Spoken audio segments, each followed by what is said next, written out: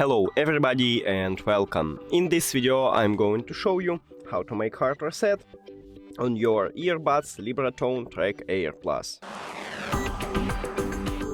You have to start by put your headphones to the charging case, and after that press 2 times on this connection button, and after you press 2 times, press and hold. 1, 2, and now press and hold.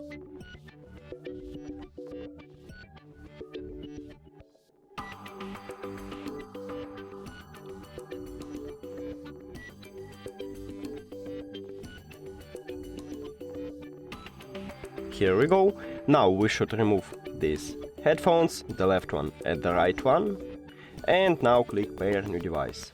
After that click on the left earbud, right here at the device list, and then click pair. And of course we should pair the right one, so they ask for it. Click pair. We did it!